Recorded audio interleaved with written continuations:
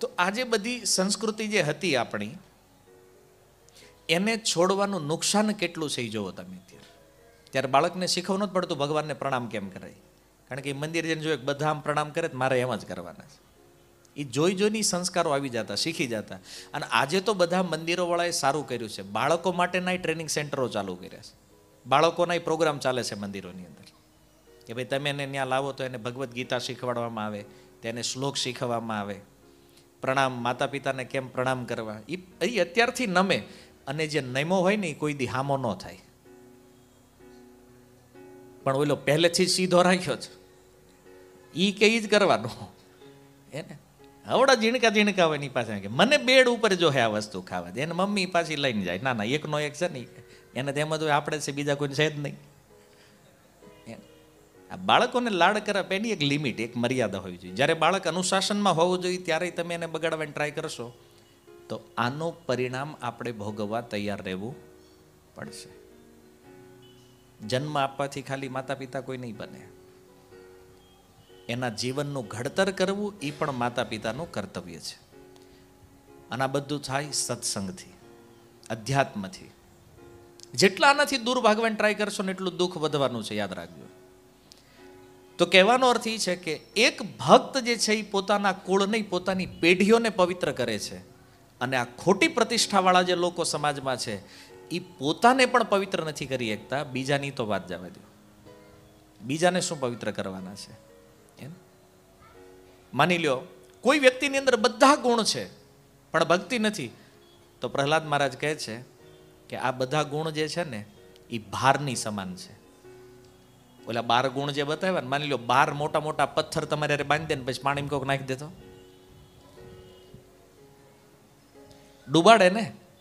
એમ આપણી અંદર ગમે એટલા સારા સદગુણ હોય પણ જો ભગવાનની ભક્તિ નથી તો આ બધા ગુણ આપણને આ ભવસાગરમાં ડૂબાડશે. પણ એક પ્રશ્ન થાય, સારું ગુણ કેમ ડૂબાડે? વિચારણીય વાત છે ને, ગુણ કેવી રીતે ડૂબાડે? ગુણ એટલે ડૂબાડે કારણ કે જ્યારે આ ગુણ હોય ને એમાં અભિમાન આવે. માની લો કોઈ બ્રાહ્મણ પરિવારમાં જન્મ લે, વેદ પાઠી હોય, અમને વેદનું જ્ઞાન છે, અભિમાન છે ને વિદ્યાનું. કોઈને સુંદરતા હોય, આમ જોવા બહુ સારા હોય, રૂપાળા, એને એ અભિમાન હોય કે આપણી જેવું કોઈ નહીં, આમ બધાને તુચ્છ માનતા હોય. કુંતી મહારાણી કહે છે સુંદરતા જે છે ને એ એક અભિમાન. કોઈને ધનનું અભિમાન હોય, આપણીથી આગળ કોઈ નથી, આખા ગામમાં મોટું માથું આપણું છે, માથું ઉડી જાય કહી દી ભાઈ. અભિમાન. તો ગુણ આવે છે ને એની હારે એનું જે અભિમાન છે ને એ આ અભિમાન ડૂબાડે છે. અને જો આખી દુનિયામાં કોઈ વસ્તુ એવી નથી જે કામની ન હોય, બધું જ કામનું છે. આ દુનિયામાં ઝેર છે ને, ઝેરની પણ એક ઉપયોગિતા, દવા બનાવવામાં કામ લાગે. દારૂ બન્યું છે ને તો દારૂની એક ઉપયોગિતા છે, એમાંથી દવા બને. હરેક વસ્તુની એક ઉપયોગિતા છે, પણ આ અભિમાન એવું છે ને આ ક્યાંય ન વપરાય. આ એક જ વસ્તુ એવી છે કે આનો ઉપયોગ ક્યાંય થાય નહીં. આ ડૂબાડે જ ડૂબાડે વ્યક્તિને. તો અભિમાન ડૂબાડે અને ભક્તિ તારે. એટલા માટે જો કેટલી સુંદર વાત, જેમ પહેલા પ્રહલાદ મહારાજ કીધું, ભક્તિ માટે કોઈ યોગ્યતા, કોઈ ક્વોલિફિકેશનની જરૂર નથી.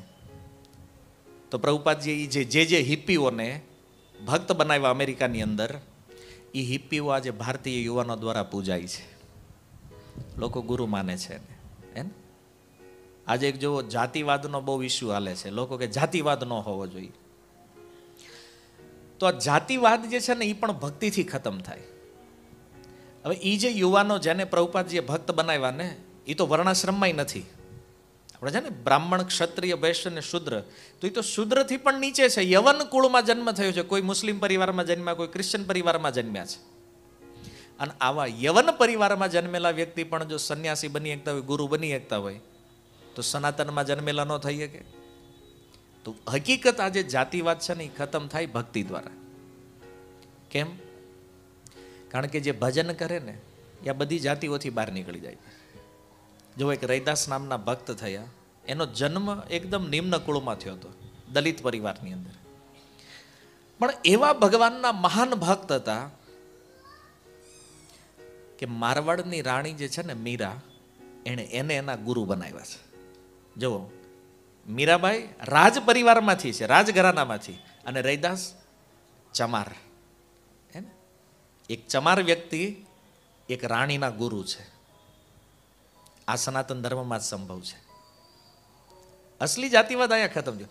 ભગવાનની ભક્તિ જે કરે ને એને આખો સંસાર નમે છે. ભક્તિમાં શક્તિ છે. અને ભક્ત બન્યા પછી એની કોઈ જાતિ રહેતી. એકવાર ભગવાનને શરણાગત થયો ને પછી એની એક જ જાતિ છે, એ છે વૈષ્ણવ. આ ભગવાનનો ભક્ત છે, બીજી એની કોઈ જાતિ નથી. એનો જન્મ ક્યાં થયો છે, ક્યાંથી આવે છે, કોઈ મહત્વપૂર્ણ નથી. અને આ કાંઈ આજકાલની વાત નથી. આ ગૌડીય પરંપરામાં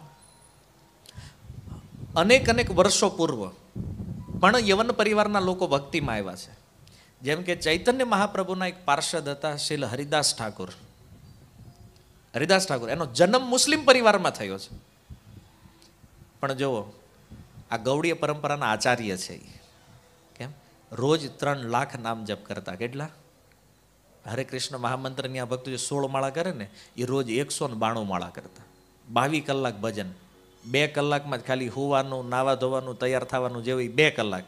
22 કલાક ભજન કન્ટિન્યુ. કોણ છે હરિદાસ? એક મુસલમાન પરિવારમાં જન્મ થયો છે. તમે ક્યારેક વૃંદાવન જાઓ ને ગોકુળની અંદર, તો ગોકુળમાં રસખાનની સમાધિ છે. રસખાન ભગવાન કૃષ્ણના એક મહાન ભક્ત થયા. બહુ સુંદર પદો લખ્યા છે એમણે ભગવાન ઉપર. રસખાન મુસ્લિમ પરિવારમાં જન્મ, કૃષ્ણના મહાન ભક્ત. ગોકુળમાં એની સમાધિ છે. આજે પણ ભક્તો એના દર્શન કરે. અરે જન્મ ભલે ગમે એવા નિમ્ન પરિવારમાં થયો હોય, પણ ભગવાનની ભક્તિ કરવાથી વ્યક્તિ એટલો પવિત્ર થઈ જાય કે દેવતાઓ પણ એના દર્શનની અભિલાષા રાખે છે. સામાન્ય માણસની વાત છોડો. એટલા માટે અન્ય કોઈ પણ ગુણ આપણી અંદર હોય, પણ જો ભક્તિ નથી તો બધું વ્યર્થ છે. અને કોઈની અંદર ભક્તિ છે, બીજા ગુણ ભલે ન હોય, ભક્તિ છે ને તો બધા ગુણ આપને આપ આવી જાય છે. કેમ? કારણ કે આ સંસારમાં જેટલા ગુણ છે ને એ બધા શૂન્ય છે. અને ભગવાનનું નામ, ભગવાનની ભક્તિ છે ને એ એકડો છે. અને શૂન્યની આગળ જ્યાં સુધી એકડો ન લાગે ત્યાં સુધી શૂન્યની કોઈ કિંમત હોતી નથી. શૂન્યની કિંમત ક્યારે થાય? એકડો આગળ લાગે ત્યારે. એમ ભક્તિ જે છે ને એ એકડો છે. અને બાકીના ગુણ છે એ બધા મીંડા, શૂન્ય. ખાલી જીરો તમારી પાસે ગમે એટલા હોય, પણ એક વગર એની કોઈ કિંમત નથી. તો શાસ્ત્રની અંદર કીધું છે કે ભગવાનની ભક્તિ 64 પ્રકારની છે. ભક્તિ રસામૃત સિંધુમાં એ 64 ભક્તિમાંથી નવધા ભક્તિ શ્રેષ્ઠ છે. તાર મધ્ય નવવિધા શ્રેષ્ઠ, કવિરાજ ગોસ્વામી કહે છે. પણ એક પ્રશ્ન કરે કે આ નવધા ભક્તિમાં પણ શ્રેષ્ઠ અંગ કયું છે? 9માં તો કે છે તાર મધ્ય સર્વશ્રેષ્ઠ નામ સંકીર્તન. કળિયુગમાં ભગવાનનું નામ કીર્તન કરવું ને આ જ ભક્તિ છે. આમાં કોઈ યોગ્યતા જરૂર નથી, કોઈ ફીની જરૂર નથી. જે પ્રેમથી ભગવાનને આપો, ભગવાન પ્રસન્ન થઈને લઈ લે. ગીતામાં ગેરંટી આપી ભગવાનને. કોઈને એમ થાય ખરું ભક્તિ કરીને પછી આપણે ભગવાન હારે કેમ વ્યવહાર કરવો? તો ભગવાન કે પત્રમ પુષ્પમ ફલમ તોયમ યો મેં ભક્ત્યા પ્રયચ્છતિ. અર્જુન, કોઈ પ્રેમથી એક પાંદડું આપી દે મને ખાલી, એને હું પ્રસન્ન થઈ જાઉં. પાંદડું તુલસીનું નથી માગ્યું, ખાલી ભગવાન કીધું પત્રમ, ગમે એ પાંદડું હાલે, પ્રેમથી આપો ખાલી. દ્રૌપદીજી એક પાંદડું આપ્યું, ભગવાન પ્રસન્ન થઈ ગયા. પુષ્પમ, ફૂલ, કોઈ એક ફૂલ આપે મને. ગજેન્દ્ર જોયું, ભગવાન આવ્યા, સરોવરમાં કાંઈ હતું નહીં, એક કમળ હતું, કમળ સૂંઢમાં ઉઠાવીને આપી દીધું ભગવાનને, પુષ્પ, ભગવાન પ્રસન્ન. પત્રમ ફલમ, શબરીએ પોતાના જૂઠા બોર આપી દીધા ભગવાન, ભગવાન પ્રસન્ન થઈ ગયા. તોયમ, પાણી, કાંઈ ન મળે ને તો ભગવાન કે પાણી તો હોય કે નહીં ઘરે, ખાલી એ આપો. ભગવાન કે હું પાણીથી પ્રસન્ન થઈ જાઉં, પણ ક્યારે? યોમે ભક્ત્યા પ્રયચ્છતિ. જો કોઈ પ્રેમપૂર્વક ભક્તિથી આપે છે તો પાણી હાલશે, કાંઈ ન હોય તો. આટલા સરળ છે ભગવાન. અનંત બ્રહ્માંડના સ્વામી છે, પણ ખાલી કોઈ પાણી આપે. રંતિદેવ, એકાદશ સ્કંદમાં કથા છે. 48 દિવસનો ઉપવાસ હતો એને. કેટલો? 48 દિવસનો નિર્જળા ઉપવાસ. અને એક દિવસ ખાલી પાણી પીવા જઈ રહ્યા છે, ખાલી જળ ભાગમાં આવ્યો, ભગવાન આવ્યા બ્રાહ્મણના રૂપમાં, કીધું ભિક્ષામ દેહી. બોલે કાંઈ નથી મહારાજ, પાણી છે તો કે આપી દો. 48 દિવસે પાણી મેળવી ભગવાન પી ગયા. આપ્યું ભગવાનને પ્રેમથી, પ્રસન્ન થઈ ગયા ભગવાન. તો કહેવાનો અર્થ એ છે કે ભક્તિમાં પ્રેમથી તમે ભગવાનને કાંઈ પણ આપો. ભગવાનને પ્રસન્ન કરવા બહુ ઇઝી છે. પ્રેમથી કાંઈક એને આપી દો, બસ ભગવાન પ્રસન્ન. એટલે એનું એક નામ છે ભાવગ્રાહી જનાર્દન. ભગવાન છે ને ભાવથી પ્રસન્ન થાય, ભાવ હોવો જોઈએ. તો આવી રીતે ભગવાન ક્યારેક ક્યારેક ભક્તની ભેટ સ્વીકારે છે. ને ઘણાને એમ થાય કે ભગવાનને શું કરવું છે લેતા છે. માની લો આપણે એક ફળ આપીએ ભગવાનને, તેને ભૂખ લાગી છે એને કે જે લક્ષ્મી સહસ્ત્ર શત સંભ્રમ સેવ્યમાનમ, હજારો હજારો લક્ષ્મીઓ ગોલોકમાં જેની વાહે આટા મારે છે, એને તમે એક તમારા ફળથી શું લેવા દેવા છે. પણ જુઓ, ભગવાન તુચ્છમાં તુચ્છ નાનામાં નાના જીવ દ્વારા પણ કોઈ ભેટ આપે ને ભગવાન સ્વીકાર કરે. શું કામ? બદલામાં કૃપા આપે છે ભગવાન. તમે કંઈક આપો છો ને ભગવાનને, હવે ભગવાન તો એ ખાતા નથી, ખબર છે, તો ભગવાન એ સ્વીકાર કરીને રિટર્ન પાછું તમે એને એક ફળ આપો છો ને ભગવાન 1000 ફળ કરીને આપે છે. કારણ કે આપણે 2 હાથથી આપી, એ 1000 હાથથી આપે. તો જેવી જેની કેપેસિટી, આપણી કેપેસિટી 2 હાથની, આપણે 2 હાથથી દઈ, એની અનંત હાથ છે તો એ અનંત ગણું આપે છે. તો ભગવાન આ જગતમાંથી કાંઈક લે છે ને, એ પણ એના ભક્ત ઉપર કૃપા કરવા માટે લે છે. તો આવો સુંદર આ ભક્તિ યોગ છે. પ્રહલાદ મહારાજ કહે છે નામ સંકીર્તન સર્વશ્રેષ્ઠ છે. અને ભાગવતના અંતમાં સુખદેવજીએ પણ કીધું કે કળિયુગ એમાં એક જ સાધન છે ભક્તિનું, એ છે ભગવાનનું કીર્તન. કલો તદ હરિકીર્તનાથ. કળિયુગમાં ભગવાન એના નામથી પ્રસન્ન થાય છે. એટલા માટે કોઈના મનમાં એવો વિચાર આવે કે આપણે કળિયુગમાં ભજન કરવું છે, તો એને બીજું કાંઈ કરવાની જરૂર નથી, ભગવાનનું નામ જપો. આ નામ જ ભક્તિ છે. બાકી લોકોને ભક્તિ કરવી એટલે પછી પહેલાં વિચાર, સારું ખાશું શું, ભજન કરશું તો ભૂખ્યા નહીં રહ્યો. કારણ કે તમારે કાંઈ છોડીને જંગલમાં નથી જવાનું, અને જંગલ છે નહીં. આ બધા ઝાડવા કાપી તો બિલ્ડિંગ બનાવી નાખ્યા, જવું ક્યાં, ઘરે ને ઘરે રહ્યો, જ્યાં જવો ત્યાં. એને ત્યાં આપણે પહોંચાવી એમ નથી, કાંઈ છોડવાનું નથી. તમારી રૂટીન લાઈફ જે છે ને એ જ જીવવાની છે. એમાં ખાલી નામને એડ કરો ભગવાનને. આપણે છોડવાનું નથી ને આપણે કંઈ છોડી ન એકવી.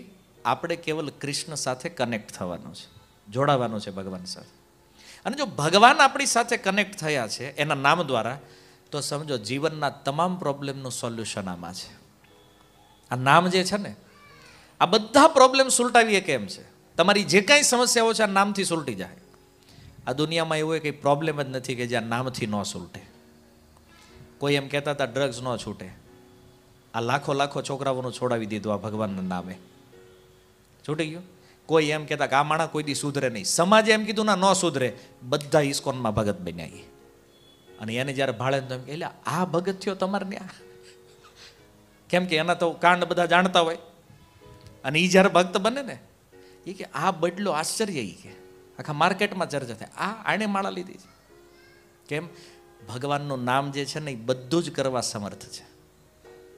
કારણ કે ભગવાને પોતાની બધી શક્તિ એના નામમાં રાખી છે. આ દુનિયામાં એવું કોઈ કાર્ય નથી જે આ નામથી ન થઈ શકે. એટલા માટે નવયોગેશ્વર સંવાદ શ્રીમદ ભાગવતમ કહે છે કે યજ્ઞ સંકીર્તન પ્રાય યજંતી સુમેધસ. આ કળિયુગની અંદર જે સુંદર બુદ્ધિવાળા લોકો છે, ભગવાનની પૂજા ભગવાનના નામ સંકીર્તનથી કરે છે. કોઈ યજ્ઞ તપ ઇત્યાદિ કરવાની જરૂર નથી.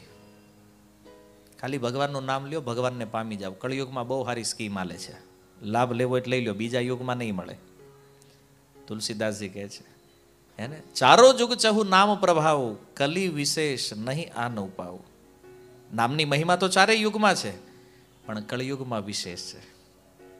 અને એટલા માટે આ ભવસાગર જે પાર તરવો છે, તો આ નામ સંકીર્તન દ્વારા આપણે આસાનીથી પાર થઈ શકીએ એમ છીએ. તો આ સર્વ ભક્તોને નિવેદન છે, તમે પોતે ભગવાનનું નામ જપ કરો, તમારા બાળકોને આ શીખવો, પરિવારમાં નામ જપ કરાવો. આનાથી બધા લોકો સુખી. કળિયુગમાં સુખી થવાનો આજ એકમાત્ર માર્ગ છે. હવે નક્કી તમારે કરવાનું, સુખી થવું જ કે દુઃખી થવું છે, હસતા હસતા અહીંથી જવું છે કે રોતા રોતા જવું છે? બરાબર, નિર્ણય તમારી ઉપર છે. હરે કૃષ્ણ કૃષ્ણ કૃષ્ણ હરે હરે, હરે રામ રામ રામ હરે હરે. શિલ પ્રભુપાદ કી. નિતાય ગૌરવ પ્રેમાનંદે.